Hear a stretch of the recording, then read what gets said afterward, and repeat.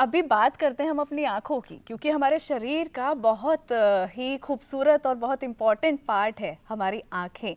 ये जो दुनिया की खूबसूरती है हम अपनी आँखों से ही देख पाते हैं, लेकिन ये डिजिटल युग है और हमारी आँखों को बहुत नुकसान पहुँच रहा है कुछ चीज़ों से। तो उसी के बारे में आज हम चर्चा करने वाले हैं कि अपनी इन खूबसूरत आँखों को हम स्वस्थ कैसे रख सकते हैं। हमारे साथ एक्सपर्ट्स मौजूद हैं स्टूडियो में। हमारे साथ है doctor Rajesh Sinha, professor, department of ophthalmology, RP centre, AIIMS. आपका बहुत स्वागत है हमारे। नमस्कार डॉक्टर साहब। और साथ ही वेलकम करना चाहेंगे डॉक्टर नंदिता चतुर्वेदी का। नमस्कार डॉक्टर साहब, गुड मॉर्निंग। नमस्कार, गुड डॉक्टर मॉर्निंग। नंदिता है department of ophthalmology, government institute of medical sciences, greater Noida से। लेकिन इससे पहले कि आप दोनों से बातचीत शुरू करें, आइए जानने का प्रयास करते हैं कि रिफ्रैक्टिव एरर्स यानी नज़रों में जो नंबर आ जाता है, चश्मा लग जाता है, ऐसा क्यों होता है? हम अपनी आँखों से दिन रात बहुत कुछ देखते हैं, प्रकृति के रंग, खूबसूरत नज़ारे और भी बहुत कुछ। लेकिन हमारी आँखों पर जो बोझ है वो आज के डिजिटल युग से बड़ा कभी नहीं रहा। हमारे फोन, लैपटॉप, टीवी और अन्य उपकरणों की स्क्रीन हमारी दृष्टि पर अत्यधिक जोर डालती है, जिसके कारण शुष्क आंखें, आंखों की थकान, धुंधली दृष्टि और भी बहुत सी समस्याएं डिजिटल स्क्रीन टाइम के कारण होती है, जो आगे चलकर गंभीर रूप ले सकती हैं। हमारी आँख में जो है नेचुरल लेंस होता है, उसमें जो है ढीलापन स्टार्ट हो जाता है, जिससे कि कैटरेक्ट स्टार्ट हो जाता है। धीरे धीरे उससे जो ओपेसिटी बढ़नी स्टार्ट हो जाती है, तो ये इज रिलेटेड प्रॉब्लम्स स्टार्ट हो जाती है। उससे क्या काले मोती की शिकायत भी स्टार्ट हो जाती है, जो बार बार इसको रूटीनली चेकअप करवाने की ज़रूरत पड़ती है। विशेषज्ञों का कहना है कि कोरोना के बाद बच्चों का डिजिटल टाइम काफी बढ़ गया है। इसकी वजह से अब स्कूली बच्चों में मायोपिया की समस्या देखी जा रही है। साथ ही उनके चश्मे का नंबर भी बढ़ रहा है। हर एक माँ बाप, मम्मी डैडी जो हैं वो बच्चों को मोबाइल पकड़ा देते हैं। उससे क्या है, ड्राइनेस इतनी बच्चों में पैदा होने लग गई है कि बच्चों में जो टीयर जो होते हैं हमारे, वो ख़त्म होने स्टार्ट हो जाते हैं। उससे ड्राइनेस इतनी बढ़ जाती है कि बच्चे की आँखों में रेडनेस, इरिटेशन और सूखापन स्टार्ट हो जाता है।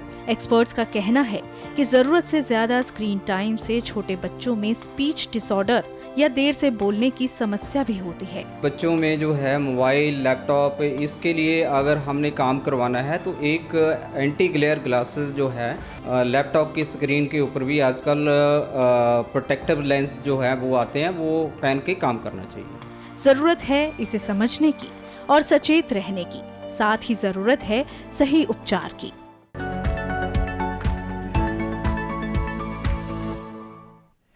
हेलो डॉक्टर सेगमेंट में यदि आप डॉक्टर राजेश सिन्हा, डॉक्टर नंदिता चतुर्वेदी से आंखों की सेहत पर कोई सवाल करना चाहें तो जल्दी से नंबर नोट कर लें। आप सीधा फ़ोन कर सकते हैं और सवाल पूछ सकते हैं। 011 दिल्ली का STD कोड रहेगा और नंबर है 23097532। मैं नंबर रिपीट कर देती हूँ। हमारा नंबर है 011 जो कि दिल्ली का कोड है और 23097532 हमारा नंबर है। डॉक्टर नंदिता, आपसे शुरू करते हैं। आपने भी चश्मा पहना हुआ है, तो सवाल ये है, ये आंखों में नंबर आ क्यों जाता है? तो चश्मे के नंबर आने की वजह जानने से पहले हम जानते हैं कि निगाह बनती कैसे है, नज़र होती कैसे है। तो आंखों की जो मूल बनावट है उसको आप एक कैमरे के कंपैरिजन से समझ सकते हैं। तो जैसे कैमरे के लेंस से रेज फोकस होकर हमारे कैमरा की फिल्म या अब जो चिप होती है उस पर फॉर्म होती हैं, उसी तरह आँख में कॉर्निया और लेंस होता है जो कि किरणों को फोकस करके हमारे रेटिना पर इमेज बनाता है। जब ये इमेज हमारे रेटिना पर प्रॉपरली फोकस होती है तो निगाह ठीक रहती है। अच्छा। जब कभी ऐसा होता है कि वो इमेज रेटिना के आगे बन रही है, अच्छा। कई कारण हो सकते हैं, जैसे आईबॉल का साइज़ बड़ा हो, कॉर्निया की रिफ्रैक्टिव पावर ज़्यादा हो, इत्यादि कई सारे कारण हैं। यदि वो आगे बन जाती है तो उसको हम मायोपिया कहते हैं, जो कि एक तरह का रिफ्रैक्टिव एरर होता है।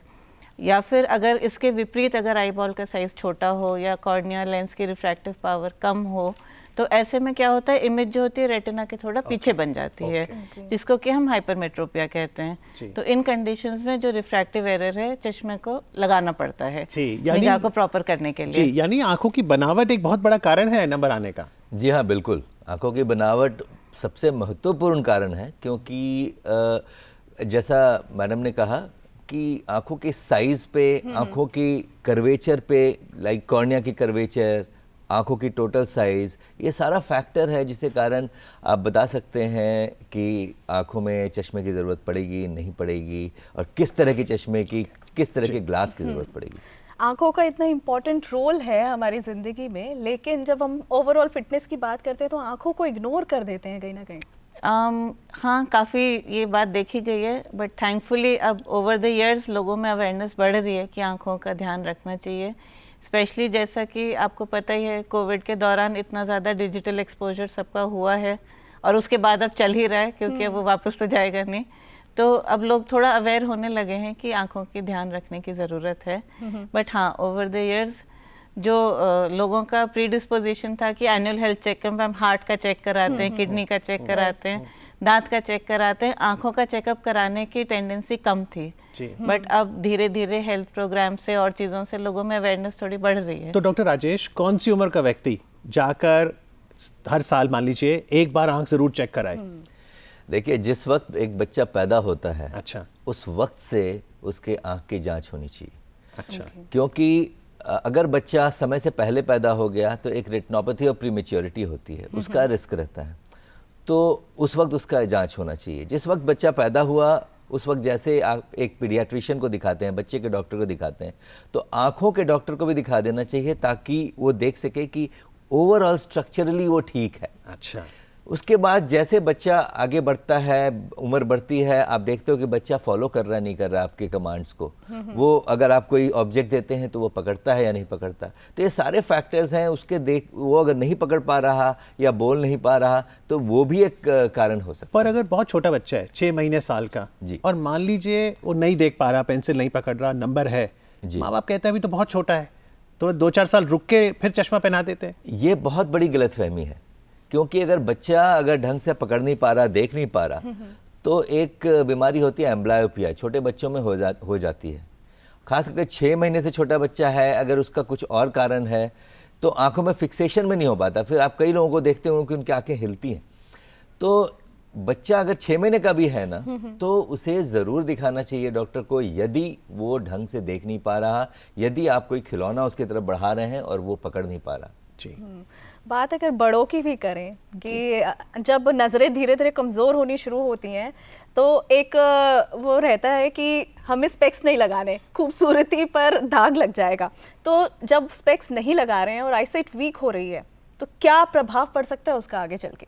इसमें देखिए, सबसे बड़ा प्रभाव तो यही है कि जब आपको भगवान ने आंखें दी हैं जीवन की सुंदरता देखने के लिए, जब आपकी निगाह कम होती जा रही है तो कहीं ना कहीं आप अपने एनवायरनमेंट को उतना अच्छा देख नहीं पा रहे, आपका इंटरेक्शन कम हो जाता है, आप या तो पढ़ने से कतराने लगते हैं या मान लीजिए बाहर जाने से कतराने लगते हैं, ड्राइविंग एक्टिविटीज़ कम कर देते हैं। तो आप खुद ब खुद बिना किसी कारण के अपनी एक्टिविटीज़ को रिस्ट्रिक्ट कर रहे हैं, जबकि उसका बहुत ही आसान इलाज है कि आप जाइए, आंखें जांच कराइए, चश्मा लगाइए and you are done. Yes, absolutely. पर चश्मे में डॉक्टर साहब, आप दोनों ने चश्मे लगाए, एक कभी कहते हैं प्लस नंबर है, कभी कहते हैं माइनस है, कभी डॉक्टर साहब कहते हैं जी सिलेंड्रिकल है, कैसे समझें इन तीनों को हम? देखिए, ये तो डिपेंड करता है कि पावर क्या है, और ये तीनों हो सकते हैं, क्योंकि हर तरह का रिफ्रैक्टिव एरर होता है। मायोपिया होता है, हाइपरमेट्रोपिया होता है, फिर एक एज के बाद प्रेसबायोपिया आ जाता है। और आंखों में अगर बनावट में थोड़ी सी इरेगुलरिटी हो, कॉर्निया की खास करके, तो सिलिंड्रिकल पावर भी आता है। तो ये सारे पावर्स होते हैं, और अगर उसकी रिक्वायरमेंट है तो हमें देना चाहिए, ताकि उन जो इमेज है रेटिना पे वो बिल्कुल क्लियर बने और वो इंसान अच्छे से देख डॉक्टर साहब, सके। इतने समय से अगर माँ बाप किसी बच्चे को थोड़ा डांट रहे थे, भाई तुम स्क्रीन बहुत देखते हो इसलिए चश्मा लग गया, अब वो कह सकते हैं ये तो आंखों की बनावट है, आपकी जीन्स के थ्रू ही है। देखिए, आंखों की बनावट जरूर है, जीन्स एक फैक्टर है, पर हैबिट्स भी जो आपके एनवायरमेंटल फैक्टर्स होते हैं, वो भी बड़ा एक महत्वपूर्ण कारण होता है।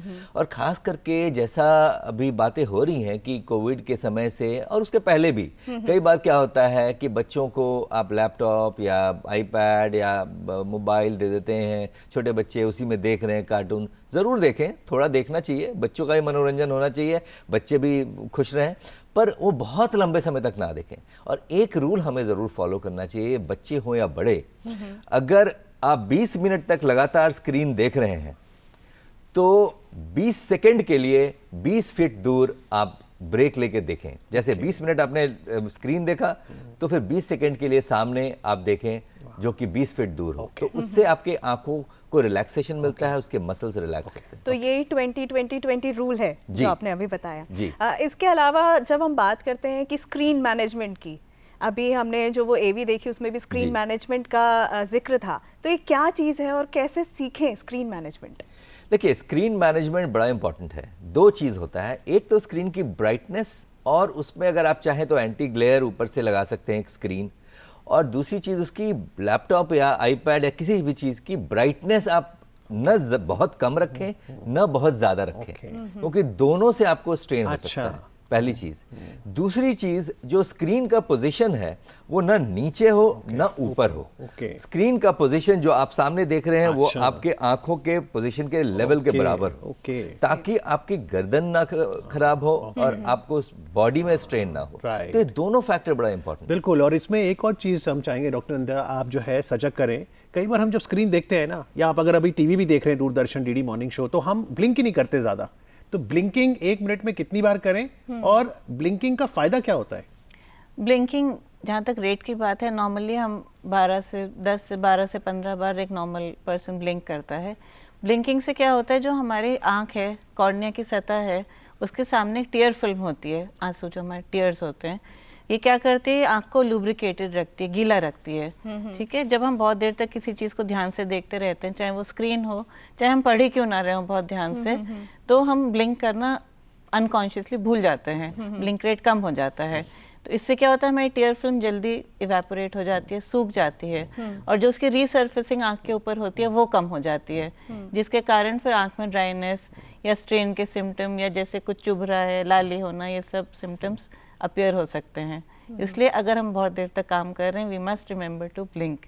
जी बिल्कुल। तो ड्राई आइज़ क्या हैं, और अगर कभी आंखों की कोई सेहत का इशू हो, आई ड्रॉप्स डालनी हो, सही तरीका क्या है, ये भी हम आपसे जानेंगे। लेकिन आंखें बिल्कुल अच्छी सेहत रहे, इसके लिए खान पान भी बहुत ज़रूरी है। तो आइए पहले माधवी जी को सुनते हैं कि आंखों की अच्छी सेहत के लिए क्या खाएं। नमस्कार, मैं हूं माधवी, आपकी न्यूट्रिशनिस्ट, डायबिटीज और गट हेल्थ एक्सपर्ट। और क्योंकि आज बात आई हेल्थ की हो रही है, इसलिए मैं आपके लिए लेकर आई हूं सुपर सिंपल 5 हेल्थ हैबिट्स, जिनका इस्तेमाल करते हुए आप अपनी विजन को और भी इम्प्रूव कर सकते हैं। Number 1, eat a rainbow of colours. जी हाँ, red, yellow, orange, purple, green, जितने ज्यादा रंग आप अपनी प्लेट में लाएंगे, उतनी ही ज्यादा रंगीन और बेहतरीन आप ये दुनिया देख पाएंगे। इस मौसम में आम, बेल, लाल और हरी चौलाई, उसी के साथ साथ जामुन, फालसे जैसी तमाम चीजें इजीली अवेलेबल हैं। Number 2, include vitamin C rich foods. ये एंटीऑक्सीडेंट्स में हाई होते हैं, इसीलिए नींबू, आंवला, कमरक, उसी के साथ साथ सिट्रस फ्रूट्स, गुआवा, चिलीज जो है विटामिन सी का बहुत ही अच्छा सोर्स है। Number 3, omega 3 fatty acids. ये age related degeneration of eyes को प्रिवेंट करते हैं। नट्स एंड सीड्स और उसी के साथ साथ फैटी फिश आप अपने मेन्यूज में इंक्लूड कर सकते हैं। Number 4, include a source of protein with every मील।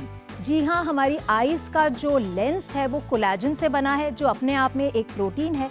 इसलिए ज़रूरी है कि हर मील में आप एक प्रोटीन का सोर्स इस्तेमाल करें, फिर चाहे ये दालें हो, सीरियल पल्स कॉम्बिनेशन, दूध, दही, पनीर, या फिर अगर आप नॉनवेज का सेवन करते हैं तो चिकन, फिश एंड पोल्ट्री का भी इस्तेमाल किया जा सकता है। Number 5, stay very well hydrated. जितना ज़्यादा आपकी बॉडी डिहाइड्रेटेड होती है, उतना ही ज़्यादा risk of dryness of eyes बढ़ जाता है।